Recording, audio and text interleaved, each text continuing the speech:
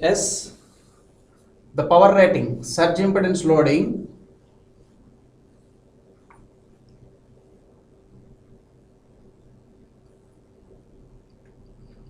the surge impedance loading of a transmission line was calculated in the previous discussion. That is, the surge impedance loading of a three-phase system is given by VL square by Z naught, where this VL is receiving end voltage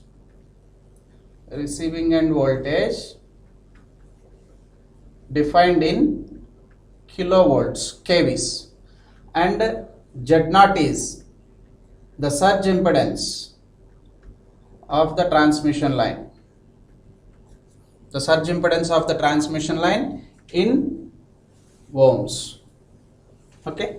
So in general, the significance of finding out this surge impedance loading is to determine the power transfer capability of that particular transmission line, which is erected with a large amount of rupees installation cost,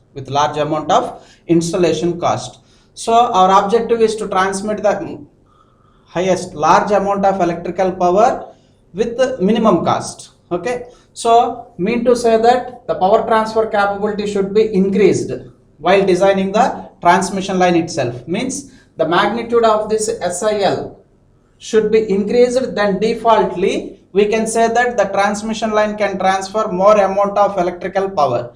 Then how to increase this SIL, surge impedance loading of this three-phase system? Observing that mathematical formula, it depends upon either line voltage to be transmitted or Z naught. Since it depends upon these two parameters, so the power transfer capability can be increased in two ways. That is, either by increasing the operating line voltage, or by decreasing the surge impedance of that transmission line.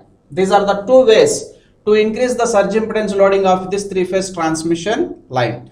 Then if the line voltage is increased, then what is the alternate sequence that takes place in the transmission line? It should be remembered that whenever we are controlling one parameter, the other parameter should be held at constant. So as per the first availability, that is, if we increase the line transmission voltage keeping Z naught as constant, since it is proportional to the square of the line voltage, the power transfer capability P gets increased. With increasing this line voltage, since it is proportional to square of the line voltage. But here, operating the transmission line at those very high voltages, it is restricted only to some limit. Beyond to this operation of the voltages at higher voltages, it is not economical. Because of Kelvin's law, there is a restriction in the cross-sectional area whenever the operating voltage is varying. Since it is not an economical system, therefore, operating the transmission line at a very high voltages to increase the power transfer capability is not a general procedure. Then obviously we have to go for the second methodology, keeping operating voltage VL at certain level as constant, and we have to increase the power transfer capability by varying this Z naught. How to vary this Z naught? It should be decreased. If it decreases, since this value is inversely proportional, no doubt the SIL value or the power transfer capability gets increased.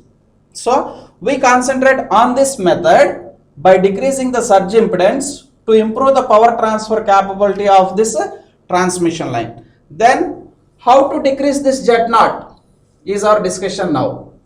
Purpose of decreasing this Z naught is very clear for us, to increase the power transfer capability of the transmission line.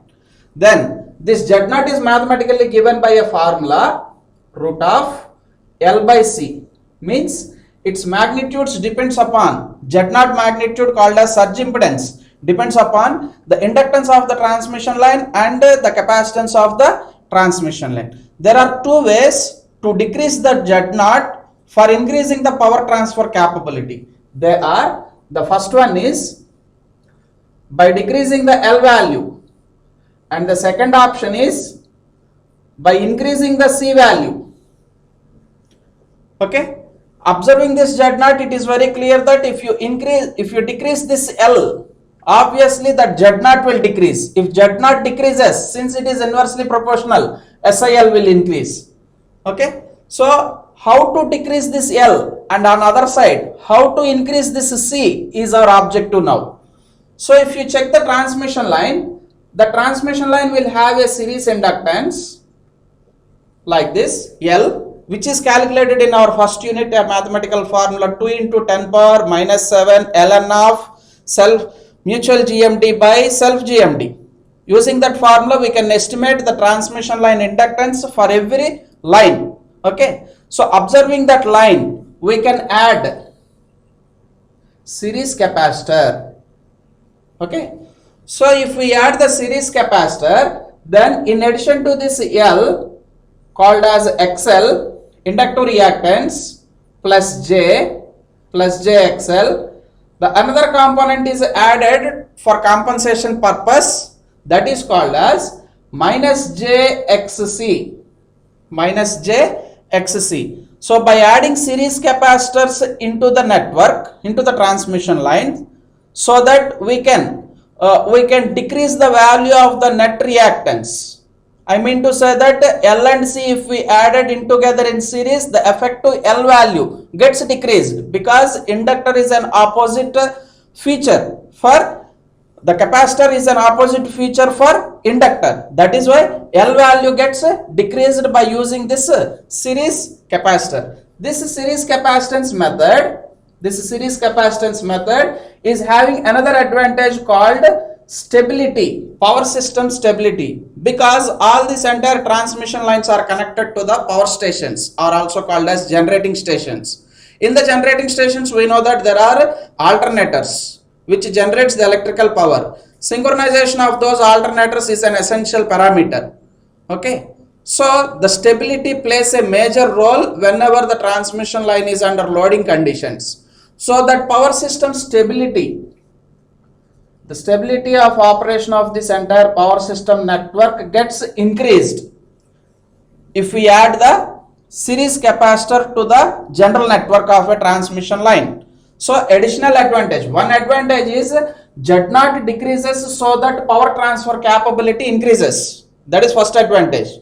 We can transmit the electrical power with an higher values. Okay, and the second advantage is, in terms of stability, the power system stability gets increased because of this series capacitor connection. That is why we prefer this method at the real time. On the other hand, another method is also called capacitor. That method is, we have to increase the value of capacitance. As I told you that we have to increase the capacitance. It is possible if and only if they are connected in parallel. In parallel, we know that the net capacitance is the sum of all the individual capacitors. So that in order to increase this capacitance value to the same transmission line network, as I told you previously, it is formed with L and C like this. This L and C network, we have to add capacitors in parallel called as shunt capacitance. So if shunt capacitors are used in the transmission line, then the net value of the capacitance gets increased, C value gets increased. You can observe here, because the capacitance is in parallel, Cp is equal to C1 plus C2 plus so on up to N, Cn. Like this we can increase the net capacitance. If the net capacitance increases, since it is inversely proportional to Z0, Z0 gets fallen down, decreases. If that Z0 decreases, our objective is fulfilled, which increases the power transfer capability. SIL value increases. Okay. So then what is the drawback, and what is the drawback of this method by using shunt capacitors? So by using shunt capacitors, you can increase the power transfer capability. On the other side, if you check it, beyond some values of increasing this capacitance, the phase shift, due to the existence of this phase shift problem, the stability gets decreased. Means this factor called as stability is going to affect, it decreases its value. That stability point of view, it goes into worst operation whenever we are using shunt capacitors. So out of all this discussion, the power transfer capability is limited for voltage operations and went for Z0. In Z0 there are two methodologies. So Z0 decrement is possible with either series capacitance or shunt capacitance. Out of these two, series capacitance is having more advantages like increasing the power transfer capability as well as increasing the power system stability. So out of these three methods, this one is advisable and also following in the real time. This is about the surge impedance loading. The same surge impedance loading SIL will be helpful for us to estimate the receiving end voltage depending upon the loading conditions, normal loading conditions. As all of us know that it's a transmission line. It is a transmission line represented with a black box with the sending end voltage as Vs and receiving end voltage available between the port terminals as Vr. The magnitude of that Vr and Vs, in general what we know is Vr will be less than Vs. On another hand, the same Vr may be greater than Vs also in some situations, and in some cases the same receiving end voltage may be equal to sending end voltage also. So there are three possibilities when compared with the sending end voltage with the value of receiving end voltage. That is the voltage available at the consumer side utility point. So Vr may be less than Vs, Vr may be greater than Vs, Vr is equal to Vs. These three possibilities you can observe and analyze by considering the surge impedance loading and normal load. Normal load. Before discussing this, what is surge impedance loading? Let us recall again. The surge impedance loading is nothing but it is the load at which we in general know that this black box consists of modeling with inductor and capacitor, assuming that it is a lossless line. I mean to say lossless means there is no power wastage across the resistors. So R value is equal to 0 in series impedance, G value is equal to 0 in shunt admittance. Since R and G are equal to 0, power losses will be 0. Obviously, we can observe only energy storing elements called as inductor and capacitor. The inductor is equivalent to lagging current nature and the capacitor is equivalent to leading current nature. Lagging current nature means absorption of reactive power. Leading current nature means generation of reactive power. The unit for the reactive power is volt ampere reactive, VAR, which decides the entire performance of these transmission lines. This VAR has two possibilities, generation and absorption. Generating and absorbing. So this VAR generation takes place with the help of the leading current,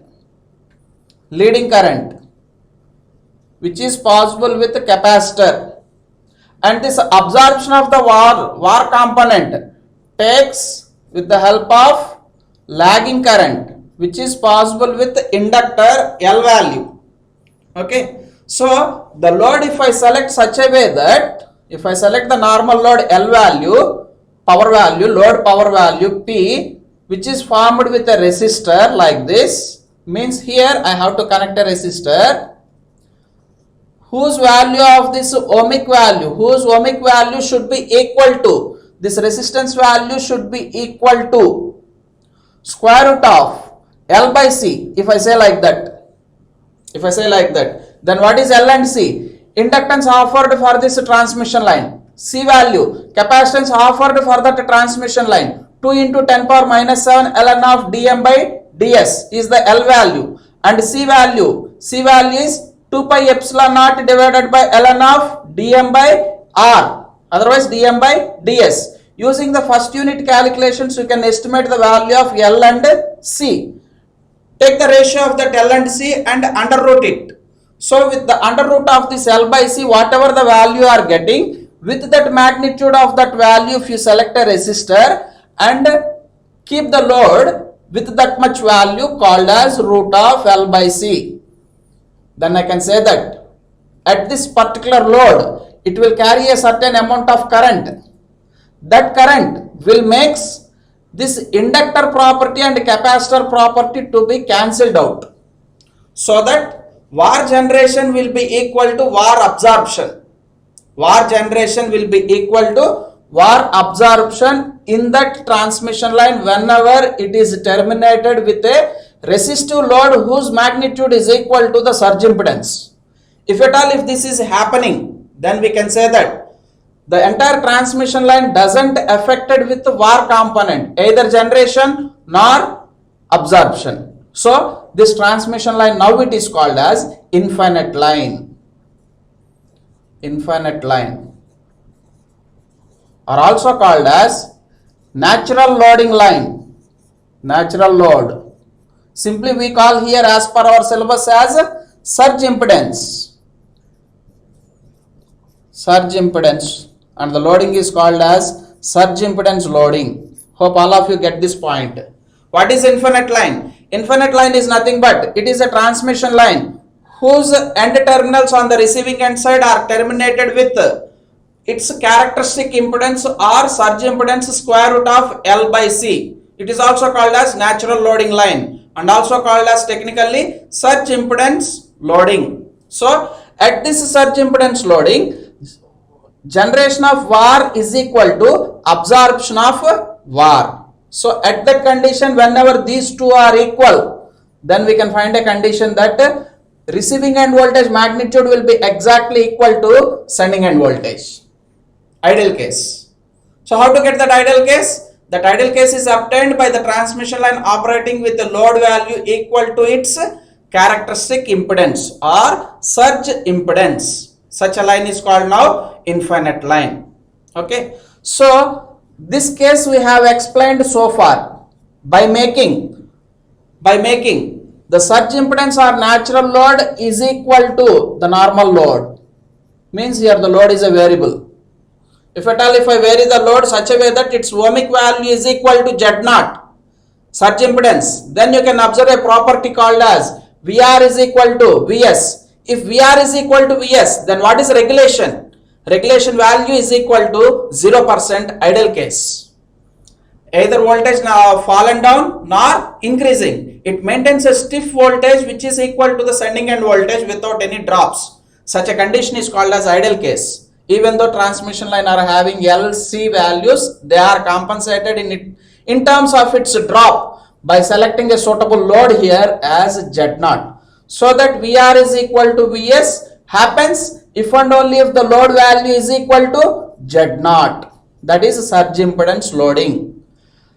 And next two more case studies are there depending upon this SIL and the load what we are maintaining. They are if the load value is less than surge impedance loading. So far we discussed whenever this load value is equal to surge impedance loading. Whenever this load value is equal to surge impedance loading, then this case study arises called as VR is equal to Vs. Next we are analyzing here if the selected load value on the receiving end side is less than surge impedance loading or natural load of that transmission line. How to identify SIL? Square root of L by C. Square root of L by C. If that is terminated with less than SIL, then you can observe that VAR generation takes place.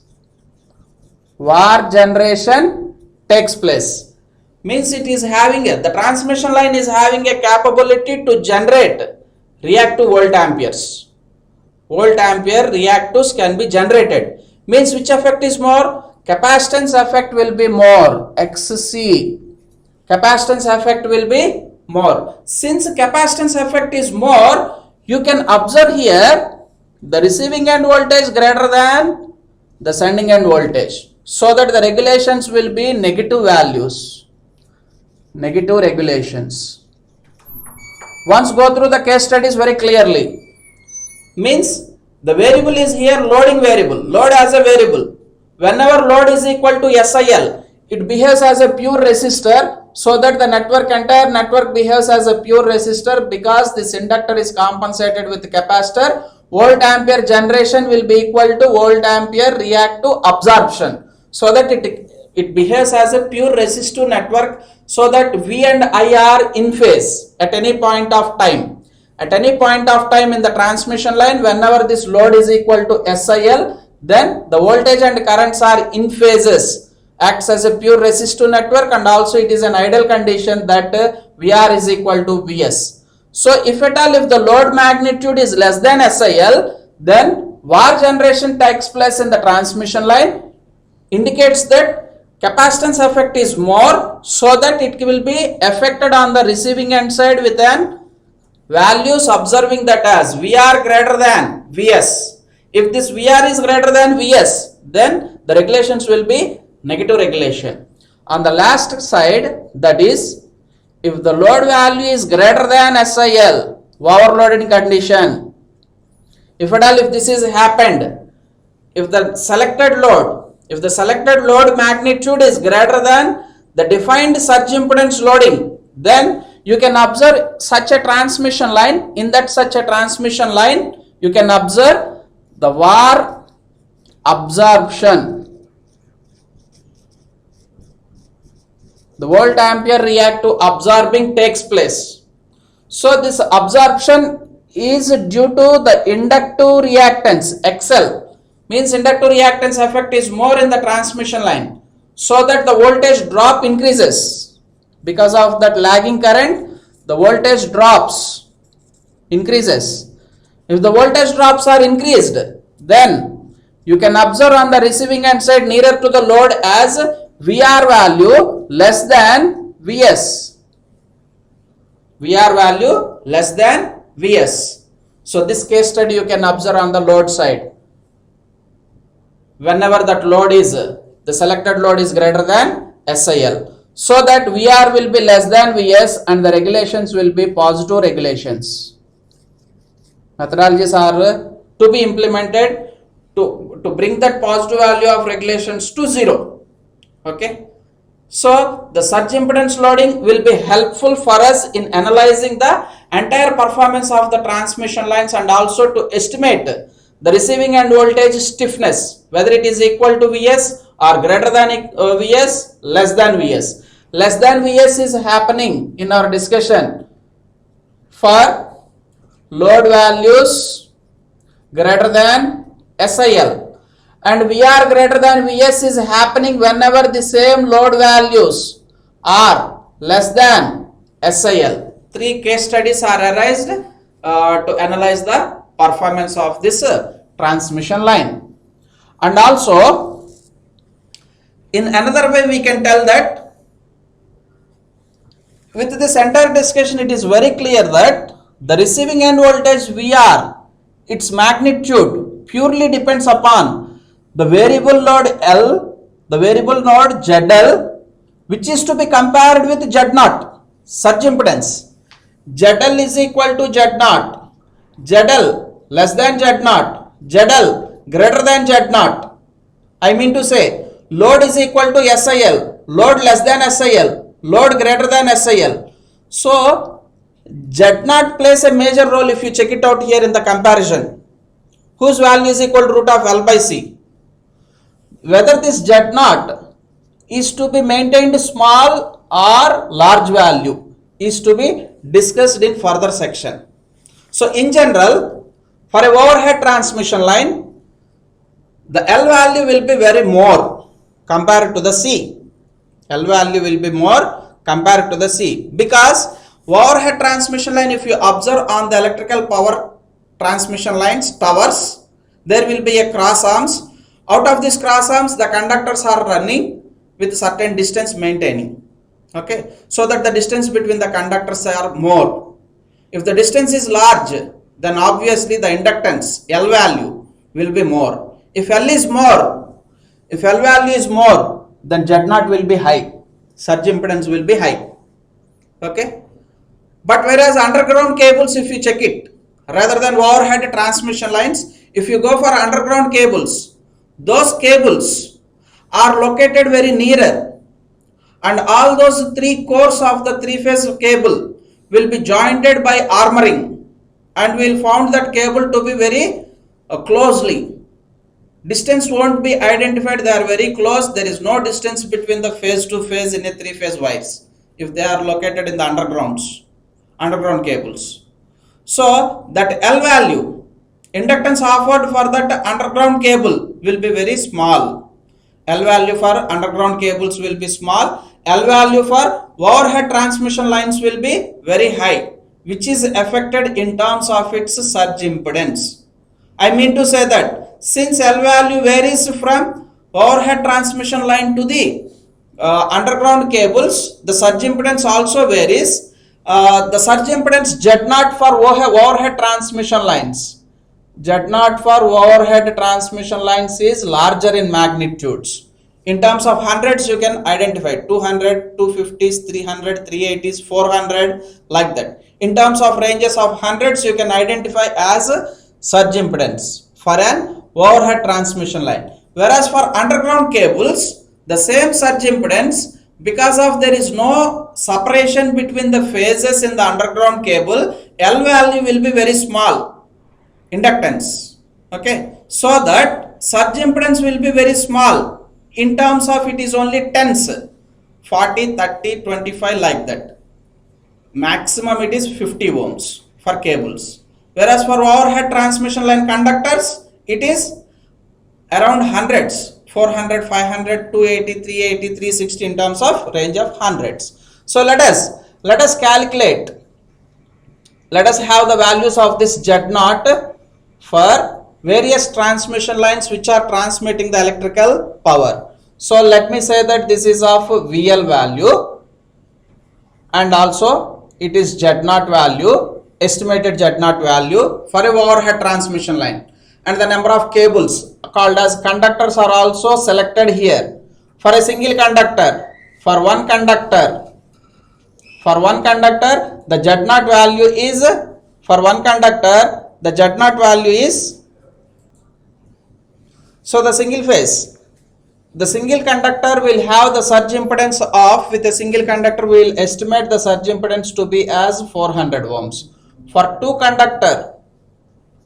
bundled conductor, we can call it as, the surge impedance value will be equal to 320 ohms. Whereas for a three conductor, the surge impedance value is 280. For a four conductor cable, for a four conductor overhead transmission line, the surge impedance will be in the range of 260 ohms. These are general values of a surge impedance: 400 ohms, 320 ohms, 280 and 260 depending upon the conductors. You can observe here, if you increase the conductors in the phases, like bundled conductors in the phases, then obviously there will be a reduction of the surge impedance. If the surge impedance is decreased, then we will have a beautiful advantage of power transfer capability increment. Okay, so that is why we prefer and we suggested to transmit the electrical power using bundled conductors. Let me check out the power value also. Since the SIL for a three-phase system, it is equal to VL square by Z0. Let me have this power value calculations, PL delivery for various line voltages, its magnitudes of the line power. So for 132 kV line, for 132 kV operated line with a single conductor, we can get this PL as 132 square divided by, since for 132 with a single conductor you can observe the surge impedance to be as 400 ohms, and it is also with a single conductor. For single conductor we know what is the ohmic value, 400 ohms. So that 132 square by 400 value, it is equal to 43.5 megawatts. We can transfer the electrical power using the transmission line. If at all, if this is transmitted with two conductors, bundled conductor with an operating voltage of 230 kV, then the power capability will be 230 square divided by, for 2 conductor, what is the value? 320 ohms. Simplify in the calculator, you can observe that we can have a transfer capability of 165 megawatts. 165 megawatt power. Okay. And next, if it is transferred with 4 conductors, value with 4 conductors operating with 400 kV, then the power value will be 400 square divided by, for 4 conductors, what is the ohmic value? Surge impedance as 260, 400 square by 260 gives us 615 megawatts. The same thing holds good for next coming operating voltages also, like 500 kV and next 700 kV and 1100 kV. At most we are operating with this much amount of high voltages. For this, the nominal values of the power transfer capabilities are 830 megawatts, 1600 megawatts and 5000 megawatts.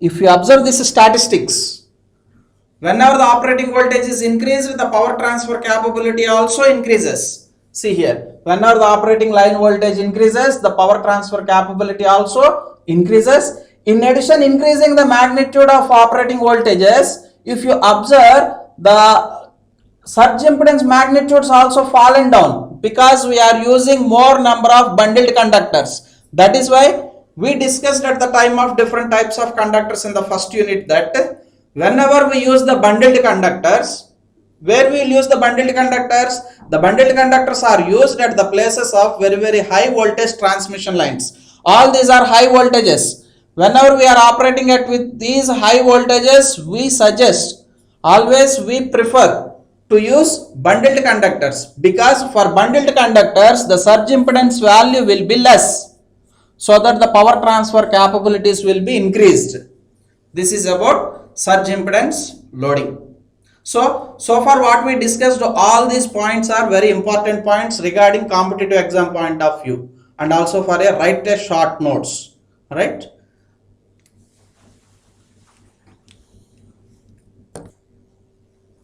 Okay. So far we discussed what is surge impedance loading, wavelength, velocity of that propagating wave, etc. And now let us see the last topic of this third unit, that is representation of long transmission line with our nominal T and nominal pi. So you may get a doubt now, since long transmission lines are having very length of long values, so the distributed elements are there. With those distributed elements, how can we represent in nominal pi and nominal T? We call such a networks as equivalent T, equivalent T and equivalent pi networks. So in general, this equivalent T network is, if you observe, the equivalent T will have a T structure made up of with two half valued impedances and an admittance located at the midpoint, with the ports as receiving end port and sending end port. We concentrate here the elements to be as YT. What is meant by YT? YT is actually, it is a distributed element but shown as a lumped quantity. If I say that it is directly a lumped quantity, I will show with only Y instead of YT. But now here it is YT. Similarly, it is ZT by 2. This is also ZT by 2. Suffix T here says that they are equivalent values. Exactly, they are not lumped values, they are distributed values but shown as a lumped quantities. So since it is a long transmission line in our discussion, for this long transmission line, we know the ABCD constants. The ABCD constants of the long transmission line are A is equal to cos H gamma L, and D is also equal to cos H gamma L. Okay, and B is equal to its impedance, it is equivalent to impedance. whose value is Z naught sin H gamma L, and here it is equal to C value 1 by Z naught sin H gamma L. So A is equal to D cos H gamma L in the distributed elements network of a long transmission line. B is equal to Z naught sin H gamma L. C is equal to 1 by Z naught sin H gamma L. Out of this ABCD constants, Z naught is defined as surge impedance whose value is equal to square root of Z by Y. Square root of Z by Y. Then we have to compare this long transmission line with distributed elements to our lumped elements. What are lumped elements? The lumped elements can be shown either in the nominal t or nominal pi. Right now our discussion is with nominal t. In nominal t we know that A is equal to D, which is equal to 1 plus yz by 2. That is yt zt by 2. If I want to show this as equivalent t, then I have to write this long transmission line ABCD values to be equivalent to as ABCD constants in the nominal pi. In the nominal pi we know the magnitudes, that what I am writing. Its values are 1 plus yz by 2 like this, and next here this is yt directly, and here it is zt followed by a fraction. That fraction is 1 plus yt zt by 4. We all of us know this value. Okay, so comparing this ABCDs, equalating this ABCD constants of long transmission line distributed elements. Why I say that these are distributed? Because they are written in terms of hyperbolic terms and also propagation constant gamma. These are lumped elements. For this lumped elements, the magnitudes are 1 plus yz by 2 as A and D. This is B value, this is C value. Our objective is now, it's not a direct y value and it's not a direct z by 2 values. They are some other than the actual values. We have to calculate the magnitudes of this zt by 2 and yt. What is our exact objective? Our exact objective is to find out zt by 2 value and yt values. You may get a doubt here. Is zt by 2 is not equal to z by 2? No. Because z by 2 is the lumped element. Is yt is equal to y? No. Because y is a lumped element. Yt is a distributed element. zt by 2 is also a distributed element. Our objective in this topic is to find out zt by 2 and yt by comparing the long line equations ABCDs to nominal t ABCDs. So let me check it out. What is this value? As I know that A is equal to 1 plus yt zt by 2. I want zt by 2 value, so that in simplification part I can write this zt by 2 as A minus 1 by yt. Rearrange the terms. Zt by 2 is equal to A minus 1 by yt. What is yt? Yes, compare these two. Yt is equal to C position value. Then I can write this yt as C, which is equal to A minus 1 by constant C. Finally, I got a formula for zt by 2. What is that? A minus 1 by C. Then let me simplify for this zt by 2. Substituting A and C for a long line equations, because I want zt as a distributed element. Then what is A? Cos H gamma L. Cos H gamma L minus 1 divided by C value. What is C? Out of this long transmission line, C value is 1 by Z naught sin H gamma L. Let me write the same thing. 1 by Z naught sin H gamma L, which can be written as, in the simplification part, Z naught into ratio. The ratio is numerator cos H gamma L minus 1 divided by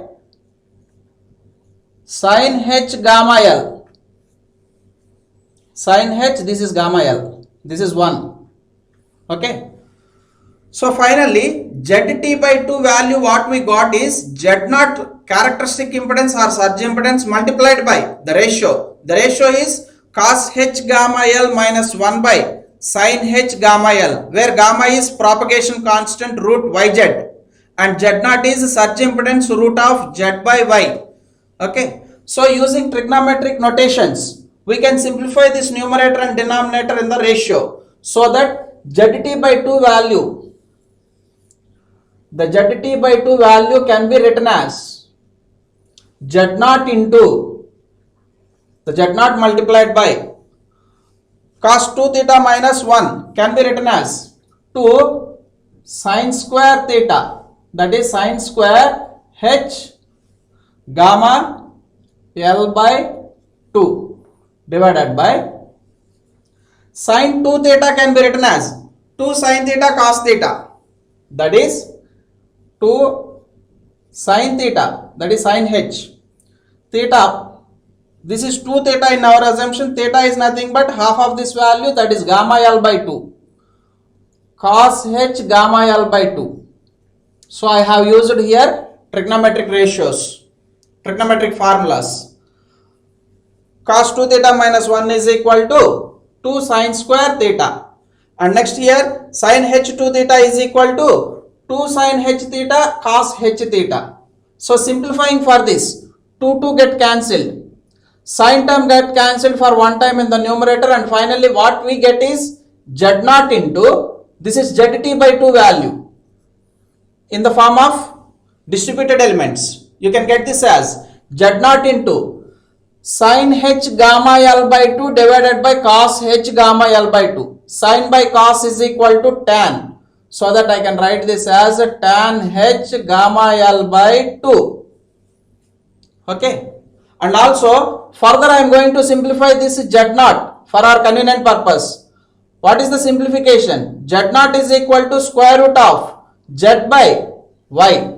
I will write this as z into z by y into z whole to the power 1 by 2, so that its value doesn't change.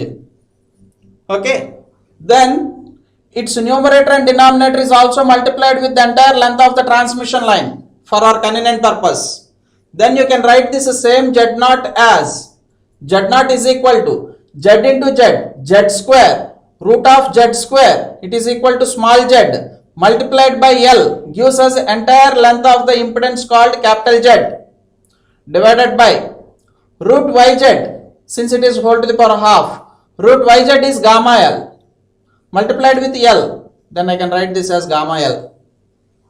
Okay, and the same thing can be written as entire magnitude of impedance by 2 divided by gamma L by 2. Numerator and denominator are divided with 2 for our convenient purpose. Let us see why we have divided it with 2. Then we can write this zt by 2 element as, substitute in the place of z naught as this value. Then what we get is entire magnitude of the impedance z by 2 is to be multiplied with tan h gamma L by 2 divided by gamma L by 2. Entire formula is represented with half of the actual values. Actual value of the impedance is Z for the entire transmission line. We that value is divided with 2 and followed by the trigonometric term called tan h. And since it is half of the values, the angles are also reduced to half. That is why here we divided the numerators and denominators with 2. So finally, the magnitude of this zt by 2 is obtained here. Actually, if I want to represent with medium transmission line, it is shown only with z by 2 like this. But now it is to be added with one fraction. That fraction is due to the distributed element. What is that fraction? Tan h gamma L by 2 divided by gamma L by 2. That fraction is due to the distributed nature of the elements. Similarly, here also you can observe that z by 2 is to be multiplied with tan h gamma L by 2 divided by gamma L by 2.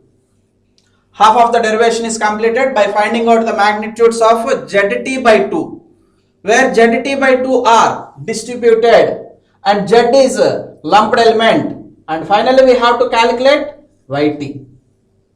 Where we get this yt? yt is obtained by comparison with c value.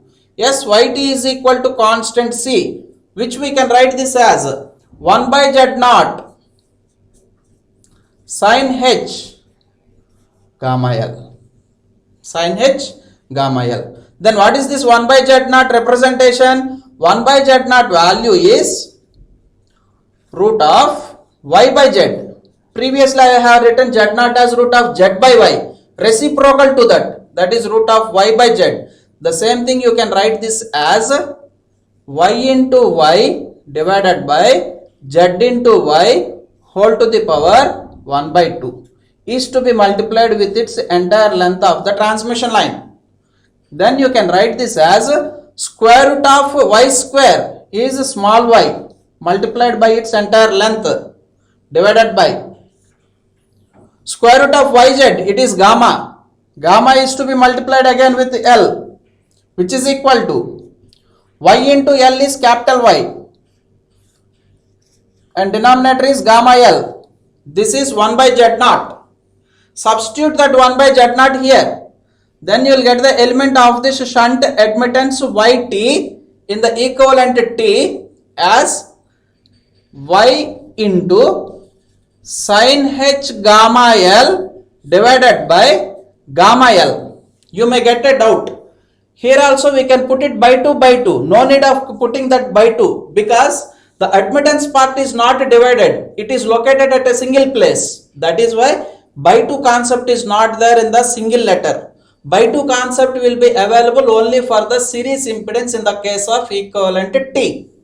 So finally we got the value yt as entire y is to be multiplied with fraction. What is that fraction? Sin h gamma L divided by gamma L. This is our equivalent T.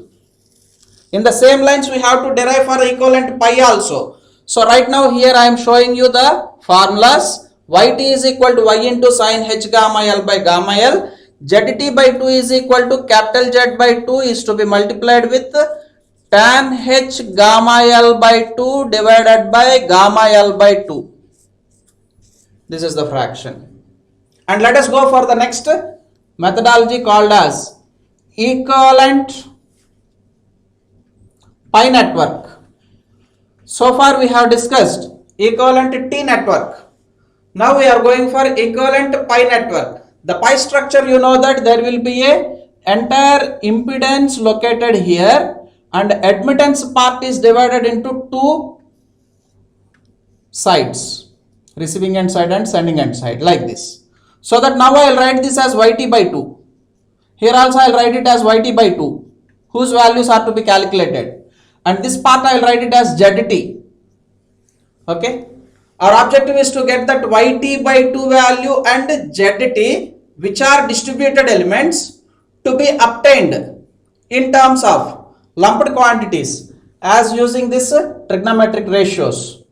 So let me write out that ABCD constants cos h gamma L, z naught sin h gamma L, 1 by z naught sin h gamma L, and this is cos h gamma L, which are to be equated with pi network. The pi network values are 1 plus yz by 2, this is entire z, this is y into 1 plus yz by 4, and the last one is 1 plus yz by 2. ABCD constants of these. Then our objective is to get the value of yt by 2.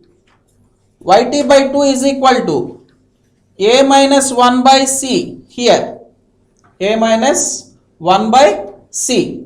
Then you can write this as yt by 2, which is equal to this is yt by 2 is equal to, comparing these two equations, you can write this not directly, this as zt. Then you can write this as a minus 1 by, what is zt? Zt is nothing but on comparison its value is equal to b. So previously what we got is a minus 1 by c, but now here what we are getting is a minus 1 by b. Then you can write this as cos h gamma L minus 1 divided by B value. B value is Z. Z value is Z naught into sin H gamma L. So here you can write this as 1 by Z naught. 1 by Z naught. In our simplification, 1 by Z naught value is there with us. 1 by Z naught value is y by gamma L. 1 by Z naught value is, in our simplification we got the value y by gamma L. Purposefully I will write this as 1 by Z naught into, further simplification here you can write this as 2 sin square H gamma L divided by sin 2 theta can be written as 2 sin theta gamma L by 2 divided by gamma L by 2 cos H gamma L by 2. Yes. For one time it get cancelled and 2 get cancels here. So that the value what you get here is yt by 2 is equal to 1 by Z naught into tan H gamma L by 2. Tan H gamma L by 2. 1 by Z naught just now we found out. This value is y by gamma L. Purposefully I am writing here as by 2 for our simplification part. Then we can get this yt by 2 as y by 2 into ratio. The ratio is tan H gamma L by 2 divided by gamma L by 2. If you understand this, the same lines I am following here also. So that we got this y2 by 2 value, which is equal to actual y by 2 value is to be multiplied with its fraction. The fraction is tan H gamma L by 2 divided by gamma L by 2. Previously we won't have this factor. In pi representation we will show it as y by 2. This is also y by 2, but now it is to be multiplied with its fraction. And finally what we get is yt by 2 value as this, and leftover thing is to calculate zt. That zt calculation is also done here on comparison with long transmission line distributed parameters, which is equal to Z naught into sin H gamma L. What is Z naught in our previous discussion? The Z naught in our previous discussion is capital Z by gamma L. So in previous discussion I am using here to find out this Z naught as capital Z by gamma L. Then I can write this as zt is equal to capital Z into sin H gamma L divided by gamma L simply. So that this value is capital Z, which is to be multiplied with fraction. That fraction is sin H gamma L by gamma L. One simple shortcut I am telling you here. If at all if the elements are divided, then its fraction will be tan H gamma L by 2 by gamma L by 2 multiplied with exact value. The exact value may be y by 2 or z by 2. In the case of pi network it will be y by 2. In the case of T network the divisions are taken place with z by 2. That is why you can multiply this fraction with either z by 2 or y by 2. If there is a single element without any division, then its fraction will be sin H gamma L by gamma L. Here by 2 concept is not there, and this entire impedance is to be multiplied with capital Z or capital Y. Capital Z you can observe in terms of nominal pi network. And capital Y multiplication you can observe in the case of equivalent T network. In altogether we got all the values. Let me recall finally. The T structure will have the values of zt by 2 as z by 2 followed by tan H gamma L by 2 by gamma L by 2, and yt as y into sin H gamma L by gamma L. These are formulas for T. Whereas pi network, the magnitudes are yt by 2, which is equal to y by 2 into fraction. The fraction available is tan H gamma L by 2 by gamma L by 2. and ZT value Z into sin H gamma L by gamma L. Altogether we got 4 values with our simple notations. Okay, this is the end of the third unit, and in the next classes we will discuss about the fourth unit, that is power system transients.